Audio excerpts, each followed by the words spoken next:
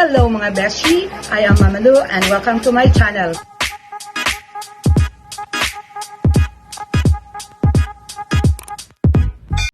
Magandang araw po sa inyong lahat. Ako po si Mamalu at ibabahagi ko po sa inyo ang tungkol sa assessment. Ito ay ang mga sample techniques for its formative assessment strategy na nakapaloob sa Annex A of DepEd Order No. 31, Series of 2020. At ang mga sample summative assessment tools that qualify as performance tasks and various learning delivery modalities na nakapaloob naman sa Annex B of DepEd Order No. 31, Series of 2020. Ayon sa DepEd Order No. 31, Series of 2020, ang classroom assessment is an ongoing process of identifying, gathering, organizing, and interpreting quantitative and qualitative information about what learners know and can do. Meron tayong dalawang uri ng assessment. Ito ay ang formative assessment at ang summative assessment. Ang formative assessment ay paraan ng paglinang at mapabuti ang pagtuturo ng mga guro sa pamamagitan ng katibayan ng mga natutunan ng mga mag-aaral at kung anong maaari pa nilang gawain. Sa pamamagitan ng agarang pagbibigay ng feedback, ito ay natutulungan ang mga mag-aaral upang maging responsable sa kanilang pagkatuto at malalaman kung saan sila magaling at kung saan sila maaaring tulungan. Kaya ang formative assessment ay nakakatulong sa kapwa, guro at sa mga mag-aaral. Ang summative assessment naman ay isinasagawa sa katapusan ng learning period upang masukat ang mastery ng essential learning competencies. Ang resulta ng pagsusuri ay itinatala upang ipaalam ang mga natutunan ng mga mag-aaral. Ito na ang mga sample techniques for its formative assessment strategy na nakasaad sa Annex A ng DepEd Order No. 31 Series of 2020. Ang ipinapakitang strategy and techniques dito ay applicable sa asynchronous learning and synchronous learning. So bago tayo magpatuloy, ipapaliwanag ko muna sa inyo kung ano ang pagkakaiba ng asynchronous learning from synchronous learning.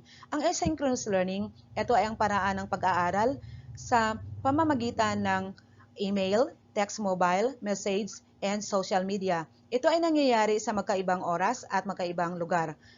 Ang synchronous learning naman ay nangyayari sa magkaparehong oras at ito ay sa tulong ng phone call, video call, and live chat. So unahin natin ngayon ang unang strategy, which is establishing clear learning target and success criteria. Ano-ano ang mga technique na nakasaad dito? Ang technique ay post the learning targets before the start of a lesson to get the learners to think about what they will be learning and how these are connected to their prior knowledge and personal experiences.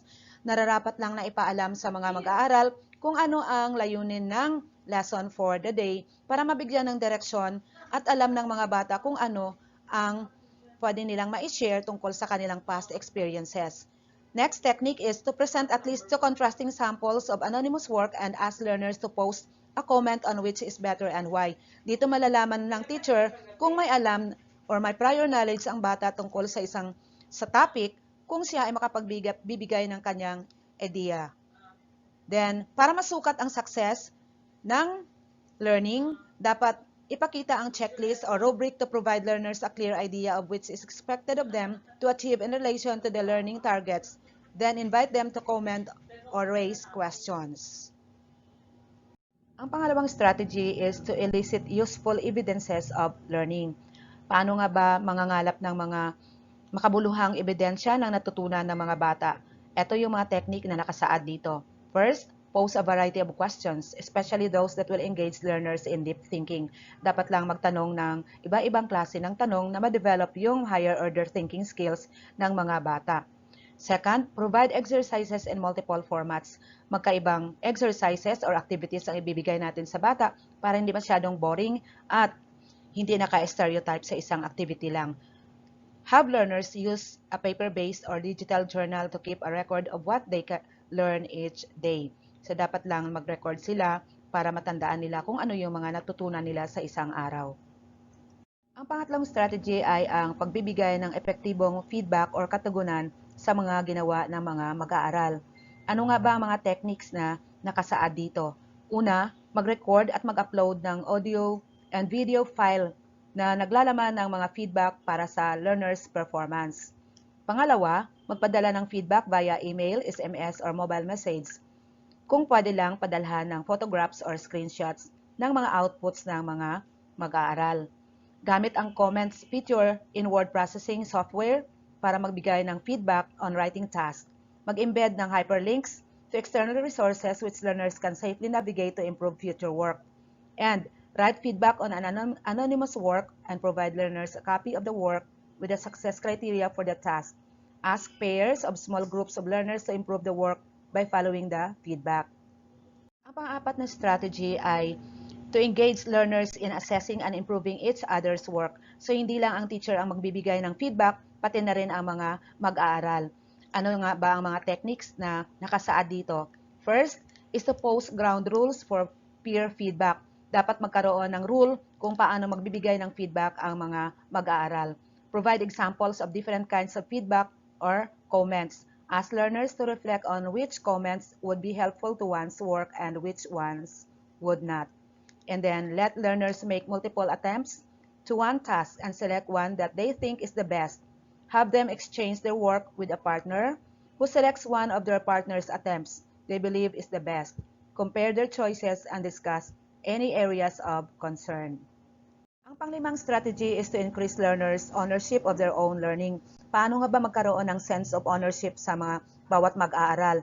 Ito yung mga techniques na nakasaad dito. Ang mga learners ay dapat merong paper-based o digital journal para ma-record ang kanilang kaalaman sa bawat araw. Ang mga mag-aaral ay dapat magkaroon ng self-learning portfolio para ma-document ang kanilang progress. Ask them to review their portfolio regularly and reflect on what has improved about their work. After completing the task, ask the learners to write down one thing they found easy about the task, one thing they found difficult, and one thing they found interesting. And kung may mga tanong na hindi natanong doon sa klase, kailangan mag-establish ng parking lot para maitanong ng mga bata at dapat sasagutin ito ng guro o ng kapwa nila mag-aaral. Ito naman ang mga sample summative assessment tools that qualify as performance tasks in digital, printed, modular learning, TV, RBI, and homeschooling ayon sa Annex B ng DepEd Order No. 31 Series of 2020. Ito na ang mga sample assessment tools per learning area sa written outputs, projects, poem writing products, and performance tasks. Para sa languages, ang written outputs ay book and article reviews, essays, journals, letter writing, reaction, reflection papers, reports. Project poem writing products, pwedeng campaign, case studies, collage, compositions, literary analysis, multimedia productions, portfolios, research, performance tasks, interviews, multimedia presentations, and project making. Para naman sa mathematics, ang written outputs ay data recording and analysis, geometric and statistical analysis, graphs, charts, or maps, problem sets, and surveys. Para sa project and products, diagrams, mathematical investigatory projects, model making, model of geometric figures, number representation, and portfolio. Para sa performance task, constructing paper graphs from survey conducted, multimedia presentation, outdoor math, probability experiments, problem posing, reasoning and proof, using manipulatives to math concepts, solve problems, and using measuring tools and devices.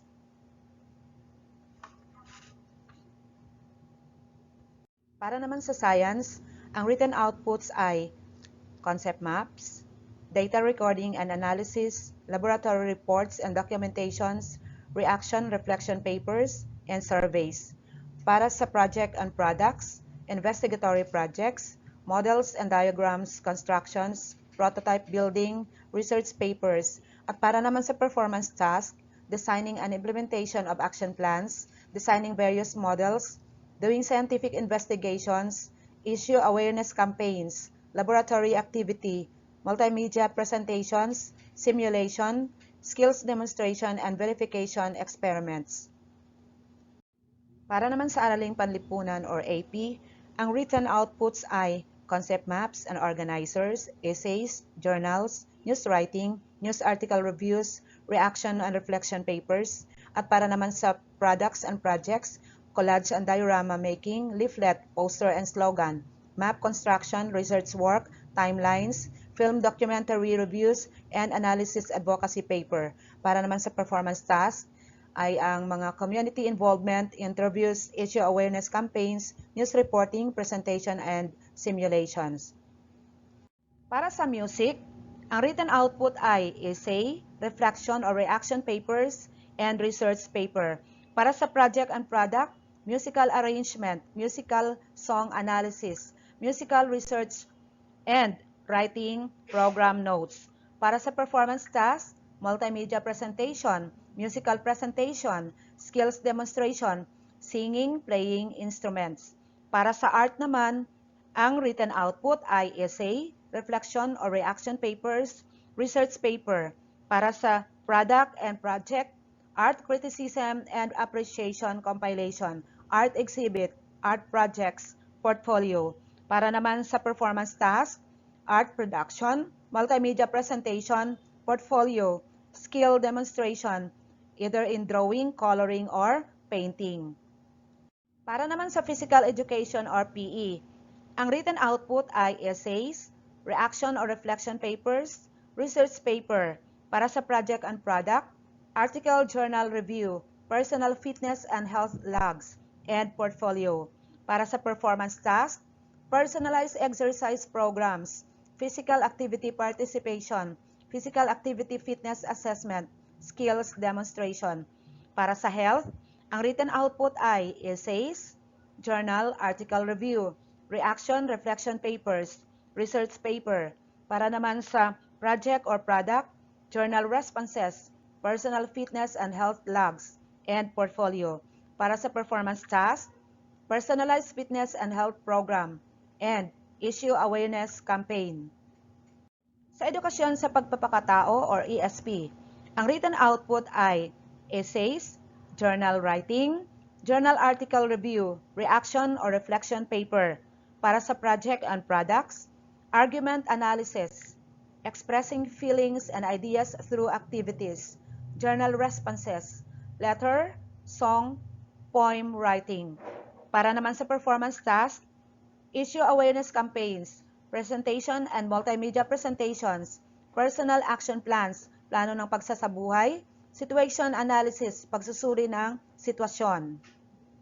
Para sa edukasyong pantahanan at pangkabuhayan, Technology and Livelihood Education or TLE, ang written outputs ay essay, diagram, charts and models, work designs, and plans. Para sa project and product, technical drawing output, prototype building, products or projects using locally available materials. Para sa performance task, skills demonstration, skills application, laboratory exercises, oral test, design, creation and layout of outputs, and diagnosis and repair of damaged equipment. Sana po may natutunan kayo sa mga sample techniques for its formative assessment strategy na nakasaad sa Annex A ng DepEd Order No. 31 Series of 2020 at ang mga sample summative assessment tools that qualify as performance tasks na nakasaad naman sa Annex B ng DepEd Order No. 31 Series of 2020. Maraming salamat po and God bless you.